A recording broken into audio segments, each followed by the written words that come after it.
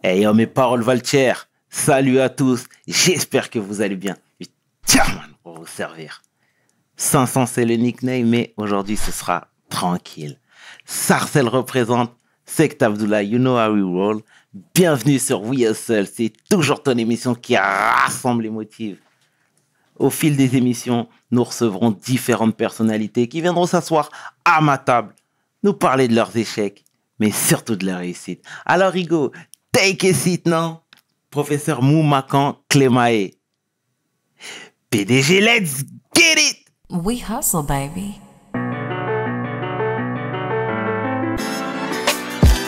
Le chairman.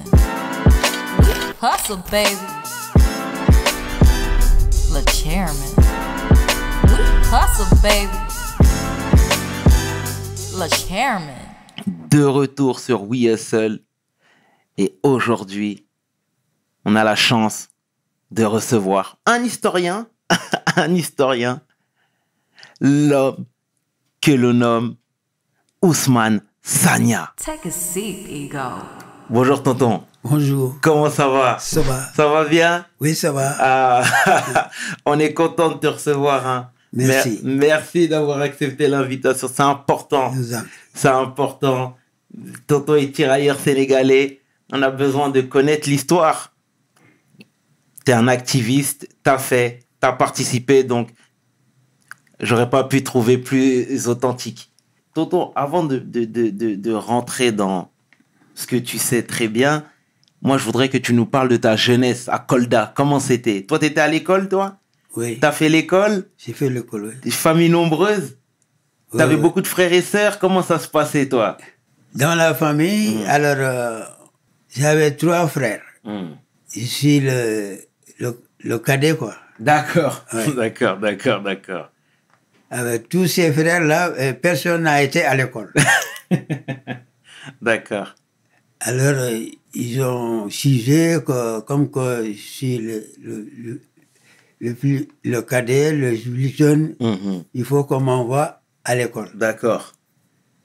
Alors, de juillet soir, on m'envoie à Kolda. D'accord. À l'âge de 6 ans, parce que c'est ma sœur qui s'est mariée à Kolda. Arrivé à Kolda, mes frères ils ont écrit une lettre à ma sœur, à notre sœur, pour dire à son mari de m'inscrire à l'école. Ils m'ont inscrit en 1940.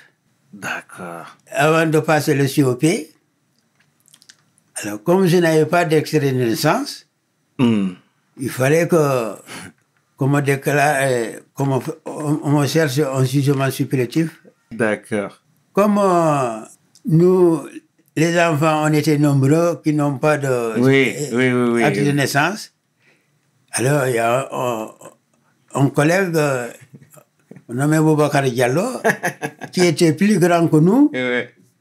a passé le premier. D'accord. Il dit qu'il est né en 1931. Alors, le commandant de cercle, c'était le temps de Colomb, a signé son acte de naissance. D'accord. Après, 2 autres enfants sont venus, Mamadou Touré et son frère. Ils étaient petits. Alors, ses parents l'ont présenté comme quoi eux, ils sont nés en 1931. Alors, la commandant de cercle a dit non. Regardez la taille de M. Diallo. Alors, comme il est grand, s'il est né en 31, ben, ce petit-là ne peut pas... Je comprends. Oui. Alors, lorsqu'il a demandé les témoins, comment vous avez su que les enfants là sont nés en 1931? Il dit oui, parce que je me rappelle la date... le moment qu'il est né, il y avait un administrateur ici qui s'appelait Gaston. C'est l'année-là qu'il est né. D'accord. Alors, l'administrateur a appelé son interprète. Il dit, Monsieur Diallo, il est venu, il dit, alors, vous connaissez un administrateur qui s'appelait Monsieur Gaston? Il dit, oui. Il dit, en quelle année il a servi ici? Il lui a dit que depuis les années 30. Depuis qu'il lui a dit les années 30 seulement, il a signé. Ah. Il a signé les choses. Ouais. D'accord. Parce que comme ils viennent pour 4 ans. Oui, j'ai compris. Oui. Ah, c'est bien. Il a signé mon acte de naissance. D'accord. Et toi, t'es allé jusqu'où à l'école, toi? Après le COP, alors les camarades ont redoublé pour pouvoir rentrer en 6e. Ah, d'accord, oui. Ouais. D'accord, mais d'accord. Moi, je n'ai pas redoublé. D'accord. Moi, je me suis arrêté au COP. D'accord. Et je suis allé travailler. D'accord. C'est bien. Et donc, du coup, tu travaillais à côté, t'aidais la famille. Oui. Tu faisais quoi? T'étais dans les champs? Non. Alors, il y avait un parent qu'on avait donné un campement à construire, quoi. Des cases rondes, là. Il m'a pris comme son commis de recette, quoi. D'accord. Bon, j'espère qu'il payait bien quand même. Hein. Oui, c'était les années 48, oui. 48, 49. Ouais. D'accord. Et du coup, toi, juste après, tu as été appelé par les Français. Oui, moi, je me suis engagé, c'était pour aller en Indochine. Moi, je ne suis pas appelé. Moi, j'étais volontaire pour aller en Indochine. Ah, c'est toi qui étais volontaire? Oui. D'accord. Pour aller en Indochine. Mais pourquoi, toi? Parce que tu voyais... Pourquoi? Oui, pourquoi tu as décidé d'être volontaire? Alors, pour aller à l'école, arrivé à la résidence, je voyais les gardes républicains qui font monter les drapeaux, quoi. Alors, on dit chacun garde le coup. Alors, je restais là, je voyais comment ils ont, avec leur tenue là, ils montaient le drapeau. Alors, ça m'a plu, quoi. J'ai dit, moi, quand je serai grand, il faut que j'aille dans l'armée, quoi. D'accord. Alors, en ce temps-là, mon esprit tout. Alors, lorsque je voudrais maintenant m'engager, et je disais à la famille, en Indochine, c'est juin. Hein? Alors, on dit un Français contre 3. C'est-à-dire, quand il y a une compagnie française, il y a 3 compagnies vietnamiennes, quoi. Oui. Alors, ils triplaient les Français, quoi. Chaque fois, je lisais les journaux, je disais ça à mes parents. Alors, quand je leur dis que je vais aller en Indochine, je dis, mais c'est toi qui nous dis il y a combien de morts en Indochine quand tu lisais les journaux, il y a combien de blessés, tout ça là. Je dis, mais s'il y a mon repas là-bas et que je ne dois pas mourir, j'irai là-bas, manger mon repas jusqu'à revenir au pays. Mais moi, j'ai toujours envie d'aller en Indochine. Oui. Alors, mais comment toi tu as vu ça alors? Parce que la France a perdu cette guerre. Oui, voilà, justement. La France a perdu cette guerre, oui. T'as perdu des amis toi au combat? Oui. En Algérie. Non, en Indochine d'abord. Non, c'est comme je n'ai pas... Je voudrais aller en Indochine, je n'ai pas pu aller en Indochine, mais moi, je me suis engagé, c'était pour aller en Indochine. Alors, maintenant, pourquoi on m'a retenu? Le commandant de compagnie voudrait dégrader dans sa compagnie. Il disait que... Alors, il y avait des Maliens, il y avait des Voltaïques, mais des caporaux, mais qui ne savent pas lire, quoi. Ouais. Il dit qu'il faut des caporaux pour la semaine. Il y a un sergent et un caporal pour le caporal de semaine, sergent de semaine. Alors, mais comme les autres là, alors, eux, par leur bravoure qui ont leur nommé des grades, alors, ils ne savent pas écrire. Alors, et nous, le moment qu'on est incorporé, alors, on était tous des intellectuels. Alors, maintenant, le commandant de compagnie voudrait des gradés qui sont qui savent lire et écrire. D'accord. Oui. Alors, on m'a retenu. Ceux qu'on n'a pas retenus, alors ils sont partis.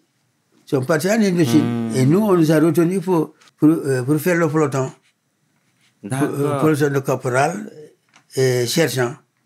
Et c'est pourquoi je n'ai pas pu aller en Indochine. Le premier contingent est parti. Nous, on nous a retenus pour faire les stages. D'accord, d'accord. Et Après, maintenant, les stages, qu'on est on est des caporaux, tout ça là. d'accord.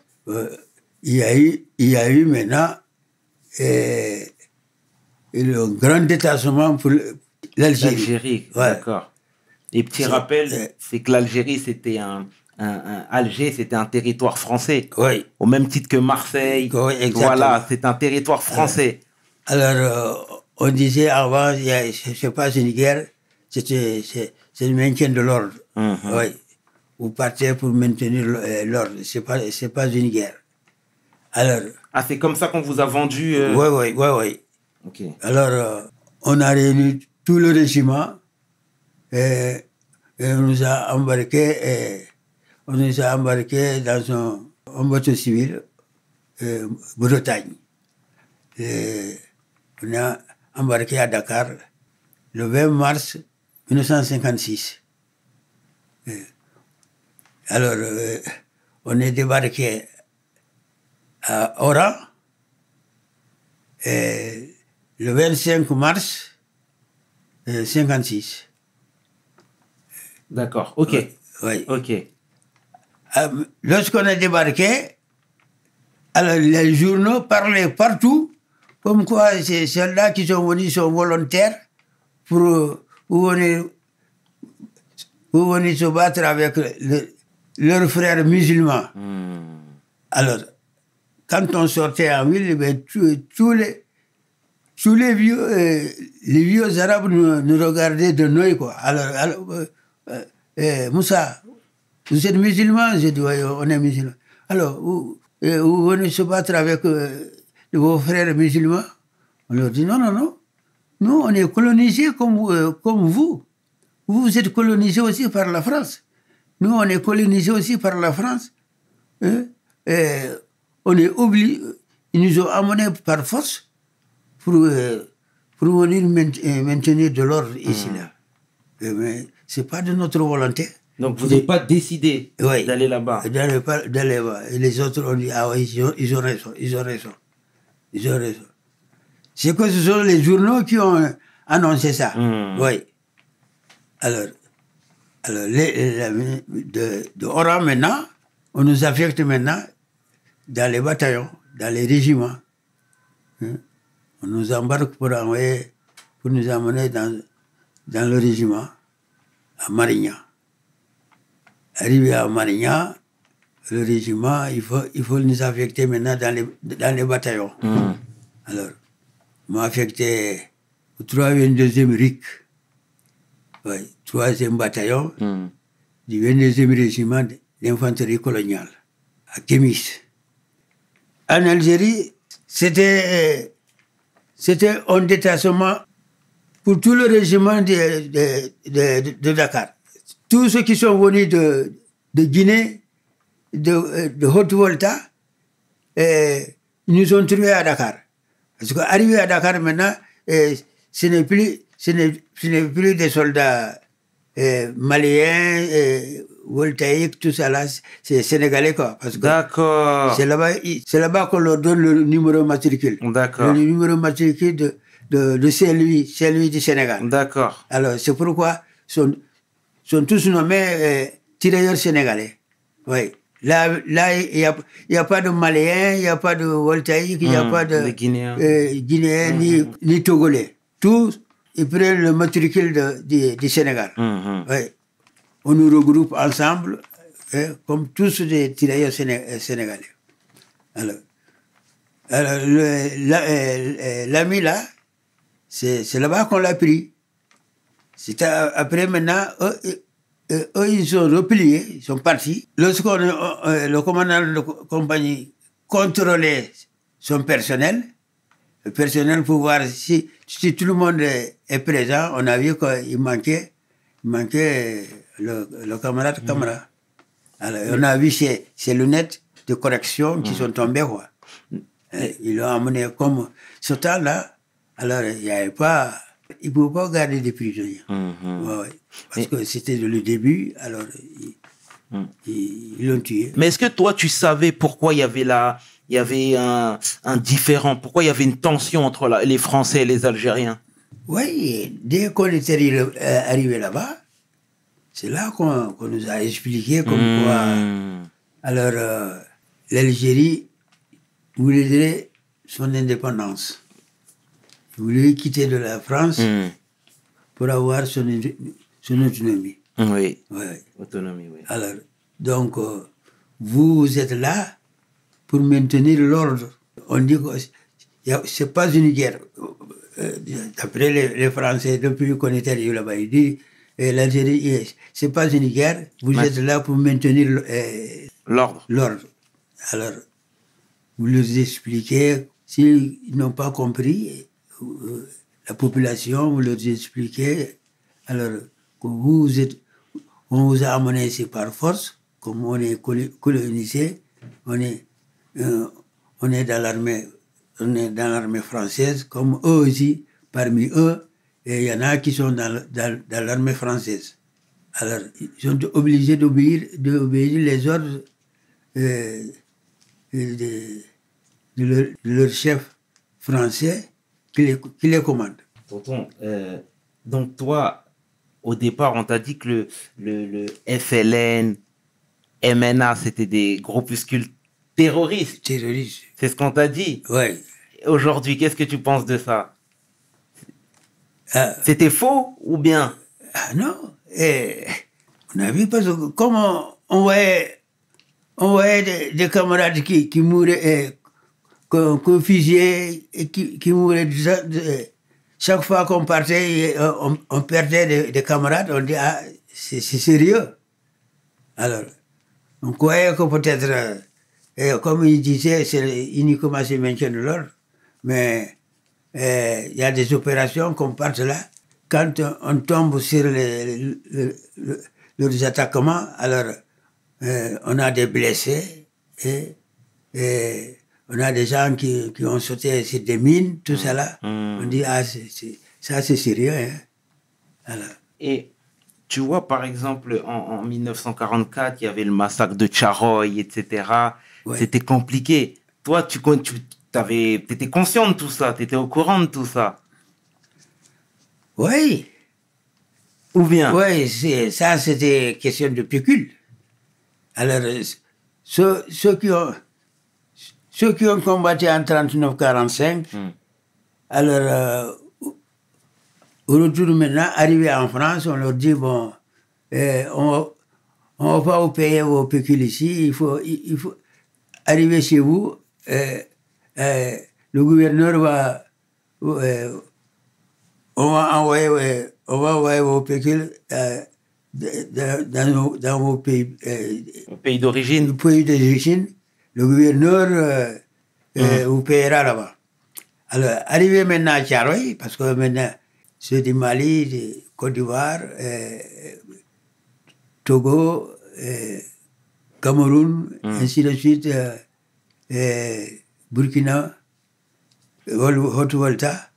Il faut qu'il passe à Dakar. Burkina Faso, voilà. Il faut qu'il passe à Dakar. Arrivé maintenant à Dakar, on le paye là-bas pour qu'ils prennent le train maintenant pour rentrer chez eux. D'accord. Arrivé maintenant à Dakar, alors ils ne voulaient pas les payer. Alors, ils sont révoltés. Le moment, ils se préparaient pour les liquider. Oui, ils étaient là, ils faisaient des manifestations là. On a envoyé des militaires qui les a entourés. Ils voulaient les liquider pour ne pas les payer leurs pécules. D'accord. Ouais. Et toi, quand tu as été conscient de tout ça, ouais. Mais malgré tout, tu avais quand même cet objectif-là d'aller quand même à l'armée, ou bien? Oui. Mais tout cela, ça a été dans mon esprit, tout cela. Ouais. J'ai dit, mais je me suis demandé, mais pourquoi aller combattre pour défendre la patrie française, au retour maintenant, alors on vous félicite que vous avez bien travaillé, vous avez bien défendu la France, arrivez maintenant ici pour payer vos pécules. Ils ont comploté, la France a comploté pour dire que non, on ne va pas les payer. Alors, il faut leur dire encore de rentrer chez eux, arriver chez eux. Alors, dans chaque pays, dans leur pays, alors le gouverneur va leur payer là-bas. Ils ont dit non. Nous, on s'est regroupés ici pour aller au front. Ouais. Donc, dès qu'on est arrivé ici, c'est là que maintenant qu'on devait percevoir ce qu'on a droit, pouvoir maintenant rentrer chez nous. Avec ces mécontentements-là, ils se sont manifestés. Alors, au moment qu'ils manifestaient, alors ils se préparaient pour les liquider. D'accord, tonton, je comprends bien. Et du coup, la guerre d'Algérie s'est soldée par une défaite. Il y a une défaite des Français. Oui. Vous avez perdu. Hein? Comment ça s'est passé après? Oui. Alors, j'étais obligé, De Gaulle avait obligé de leur donner l'indépendance. Oui. Mais il y avait des officiers qu'on appelait les pieds noirs. Oui. Mère française, père algérien, ou bien père algérien, mère française. Oui. Alors, comme c'est le général Salan, eux, ils ne voulaient pas, comme ils ne voulaient pas que De Gaulle leur donne l'indépendance. Parce que eux, c'était... Ils avaient déjà leurs terres, leurs assises là-bas. Ouais. Ils étaient déjà implantés. Tous les fermes là, où ils avaient tout, et c'était pour eux. Ouais. Alors, ils disaient que quand De Gaulle va leur donner l'indépendance, eux, ils perdront tout. Ouais. Alors, eux, ils ont opposé. De Gaulle a dit non, comme ils veulent l'indépendance, ils ont vu que l'Afrique demande maintenant, dans chaque pays, ils demandent l'autonomie. Alors, je suis en train de donner ceux qui veulent la communauté, qui restent avec la France, ceux qui ne veulent pas, ils partent. D'accord, tonton. Mais est-ce que toi, aujourd'hui, tu as été naturalisé français? Oui. En quelle année? En 77. Depuis 77, tu es français? Oui. D'accord. Et depuis 77, tu vis sur le territoire français? Sur le territoire français, oui. D'accord. Et là, je vois toutes ces belles médailles là. Qui t'a récompensé comme ça? Oui, parce que il y a un bureau des anciens combattants à Noisy-le-Sec. Alors, c'est là-bas qu'on se réunissait. On est allé s'adhérer là-bas. Bon, il y a un président là-bas et il y a un secrétaire. Quand on arrive là-bas, alors, ils te demandent ton livret militaire. Pour voir là où tu as passé partout, qu'est-ce que tu as droit, qu'est-ce que tu as droit comme décoration. Alors, chaque cérémonie, on te propose une médaille. Comme j'ai fait l'Algérie, on m'a proposé, il faut avoir le diplôme de la médaille commémorative avec agrafe, Algérie. D'accord. D'accord. Le diplôme de la médaille commémorative avec agrafe, Mauritanie. Après, le diplôme de la médaille de la reconnaissance de la nation française. D'accord. Il y a la médaille de la reconnaissance de la nation AFN pour l'Algérie. Oui. D'accord. Parce que ces deux médailles-là, le deuxième, c'est Jacques Chirac qui a créé ça. Pour pouvoir, pour que les soldats, les jeunes soldats puissent bénéficier ce qu'on envoie à Kosovo, ce qu'on envoie actuellement au Mali.